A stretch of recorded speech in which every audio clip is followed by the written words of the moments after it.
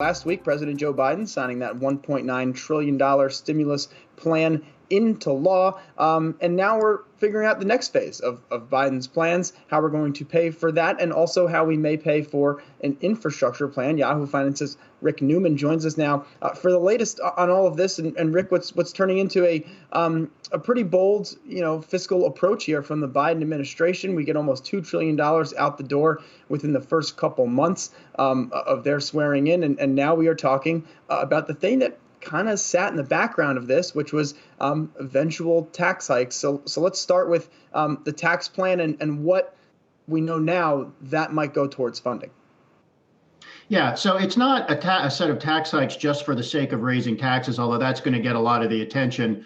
This is the funding mechanism, the revenue stream for what Biden's infrastructure plan is likely to be. So this is going to go hand in hand with an infrastructure plan, a lot of green energy initiatives. So unlike the stimulus bill, which was an emergency measure, which means Congress can fund it by borrowing all the money.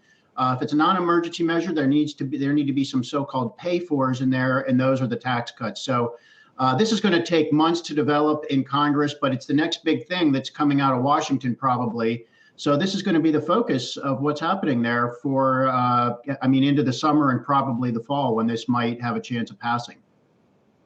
Rick, interesting to hear some comments from Janet Yellen over the weekend on a wealth tax.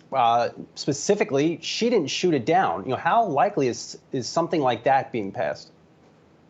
Biden's tax plan is very clear. I mean, he outlined everything he wanted to do when he was running for president last year. He did not call for a wealth tax the way Senator Elizabeth Warren and Senator Bernie Sanders did.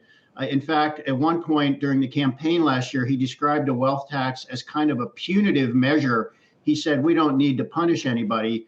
Now, the problem with a wealth tax is mainly that it's just very difficult to enforce because your wealth would get taxed every year. So somebody would have to determine how much your Picassos and Renoirs are worth. And that's obviously tricky business, valuing illiquid assets.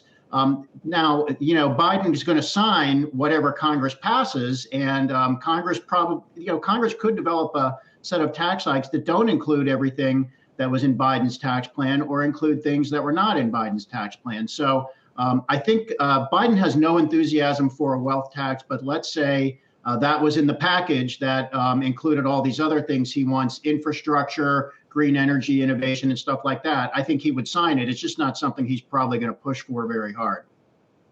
Well, Rick, fortunately, if we put all of our collectibles on the blockchain, with NFTs and the like, then we can have a real-time valuation on that, and it's going to be much easier to tax all that kind of stuff. I don't know if people thought about that